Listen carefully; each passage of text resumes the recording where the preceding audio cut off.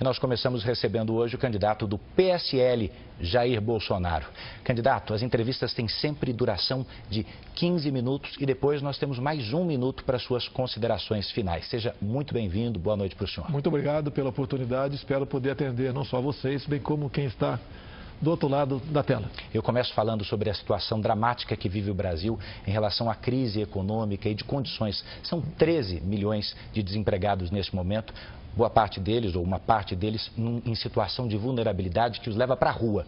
Só na cidade de São Paulo são quase 30 mil moradores de rua. Se o senhor for para o Rio de Janeiro, esse número praticamente dobra. Qual é a sua proposta concreta para enfrentar esse problema? Inclusive, isso leva também à violência, ok? Então, essa questão de emprego nos preocupa e muito, o emprego em primeiro lugar.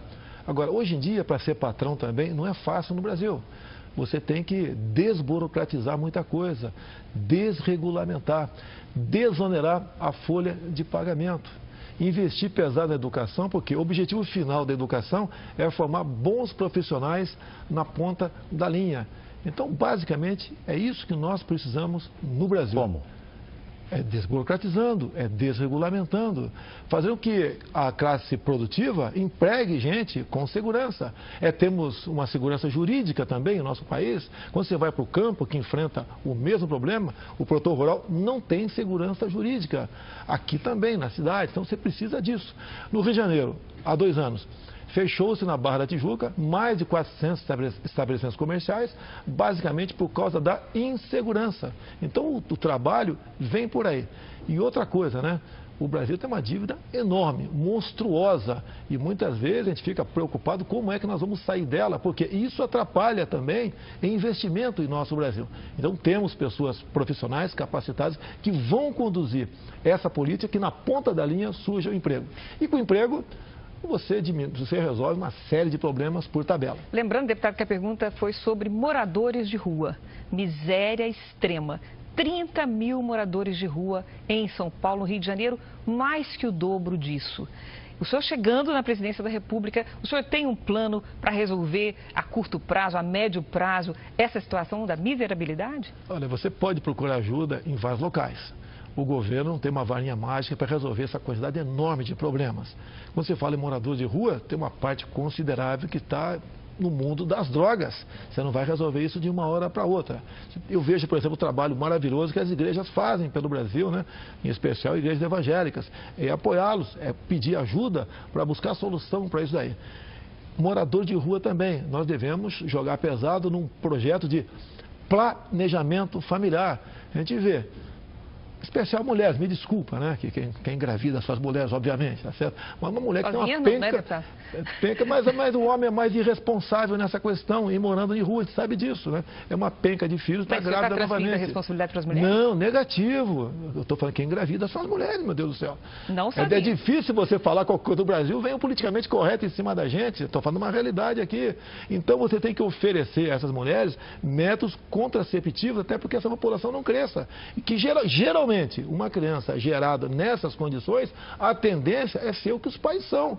Então é jogar pesado nessa questão. Casas de abrigos. Agora, você tem problema na legislação também. Muitas vezes você não consegue recolher para essas casas de abrigo porque a justiça lhes dá o direito de ir e vir rapidamente, menos de 24 horas, estão na rua novamente. A ideia, candidato, talvez aqui também seja aprofundar um pouco as suas propostas, porque o diagnóstico parece um tanto quanto raso. A burocracia é um problema, desregulamentação de alguns setores. A questão é como fazer. Mas deixa eu avançar, o senhor já citou a questão da criminalidade, também na esteira da desigualdade social.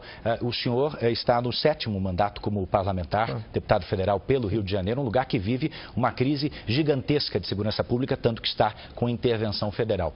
O seu eleitor médio pode vir a dizer que não sabe o que o senhor fez de fato para combater essa crise na segurança pública ao longo dos últimos 28 anos. Como é que o senhor pode querer resolver o problema da segurança no país inteiro? Se o senhor não tem um exemplo concreto no Rio. A segurança dentro do Estado compete ao respectivo governador.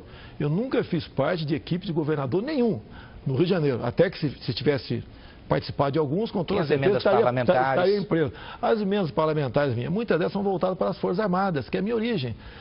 Na verdade, são 7 milhões por ano que eu tenho liberdade para botar aqui, lá, colar. Agora, tenho dezenas de projetos de lei que visam combater a questão da insegurança. Por exemplo, copiando os Estados Unidos, a lei dos 3 crimes. Lá são 25 anos após o elemento cometer o 3º crime. Que sejam 3 furtos. A minha proposta aqui é passar para 10 anos. É jogar pesado no tocante à progressão de pena. Não podemos continuar vivendo com saidões. Eu não tenho pena desse tipo de gente. Eu acho que tem que ter um tratamento até digno dentro do presídio. Até buscar recuperação. Porque a gente sabe quem é indigno atualmente. Nós sabemos quem é indigno, tá? Buscar recuperação. Mas isso não é fácil. A própria Constituição está nas cláusulas pétreas, um apenado, né? Para ele é proibido o trabalho forçado. Você não pode forçar o elemento a trabalhar. Tá? Então tem muita coisa que você tem que tratar dessa área. Tenho projeto sim, só que eu sempre fui o patinho feio dentro da Câmara. Nunca tive a simpatia, em especial do último governo PT, 13 anos, para aprovar qualquer projeto de minha iniciativa. Deputado, o senhor me permite só colocar o senhor diante algumas declarações que o senhor fez, só para refrescar a sua memória e a do nosso telespectador. Algumas um tanto quanto polêmicas. Por exemplo, fui num quilombo e o afrodescendente mais leve lá pesava 7 arrobas. Nem para procriar ele serve mais. Outra. Não vou combater nem discriminar, mas se eu vir 2 homens se beijando na rua, vou bater. Posso responder uma a uma? Vamos lá. Primeiro, essa segunda você não acha em lugar nenhum. Mentira. Não procede. Mentira. É a primeira, com relação ao afrodescendente. A primeira, eu conheci o cara, brinquei com ele, inclusive. Era uma brincadeira. Se você vê nas imagens, lá no clube que eu dei essa palestra no Rio de Janeiro, eu estava sorrindo. Agora, o que os quilombolas querem? Eles querem uma nova lei áurea. Eles não querem continuar sendo tutelados pelo Estado. Eles querem explorar a sua terra da melhor maneira possível. Alguns querem ainda, se for o caso, vender essa propriedade.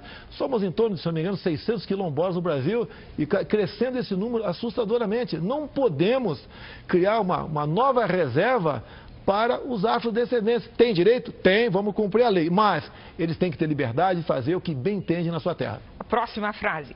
Tive 4 filhos homens. Na 5ª eu dei uma fraquejada e veio mulher. Uma brincadeira, como os homens fazem. Tá brincando bastante, né? Não, mas você tem... Eu sou uma pessoa bastante... Mais uma frase, então, aproveitando. Eu sou uma pessoa bastante extrovertida. Se foi um comentário infeliz, me desculpe as mulheres, do fundo do coração. É a filha... essa filha é algo diferente na minha vida. O senhor pediria desculpa para a deputada Maria do Rosário? Ela teria que primeiro pedir desculpa, né, aos familiares que tiveram a sua filha estuprada e assassinada por aquele bandido chamado Champinha. Ela estava defendendo o estuprador, Champinha, dizendo que qualquer crime dessa natureza, praticado por menor de 16, 17 anos, a pena tem que ser à luz do ECA e não à luz do Código Penal nosso, que eu tento mudar há muito tempo, que se configura na redução da maioridade penal. O que aconteceu ali... A Justiça chama de ato reverso. Ela real no Supremo por esse motivo. O Supremo, né? Lamento, quem me levou essa proposta para lá foi a senhora Ela Vieco, uma petista de carteirinha, que foi pego logo depois de ter me denunciado lá em Portugal com a faixa fora Temer. E mais ainda, né? O PT, em documentos oficiais, que temos comigo, né? Eles sempre lutam para buscar caçar o meu mandato, porque eu sou um empecilho ao prosseguimento do PT. Tanto é verdade que hoje em dia... Só um minutinho, para concluir esse raciocínio ainda da questão da Maria do Rosário, eu queria colocar para o senhor o seguinte, naquele bate-boca com a deputada, o senhor disse que ela não merecia ser estuprada porque ela era feia, não fazia seu gênero, ela chamou de vagabunda, etc. O senhor imagina se a sua mulher estivesse colocada numa circunstância como essa? Minha mulher jamais teria a educação, jamais a minha esposa teria esse linguajar da senhora Maria do Rosário. Ela defendendo um estuprador e homicida e me chama de estuprador. Mais ainda, olha só, há 2 anos e pouco nós votamos uma proposta de emenda à Constituição para reduzir a maioridade penal para quem pratique crime como estupro.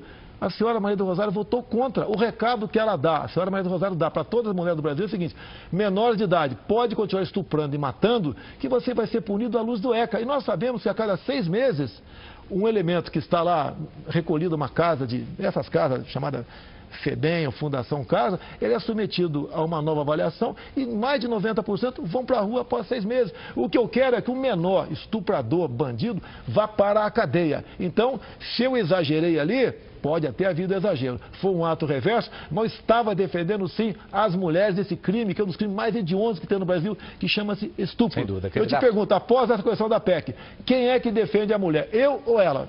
Vamos falar sobre a área administrativa. O senhor disse que não teve a possibilidade de concorrer ao Executivo, não teve um cargo no Executivo, mas o senhor tem condições dentro do seu gabinete de gerir a verba pública, o dinheiro, da maneira que achar melhor.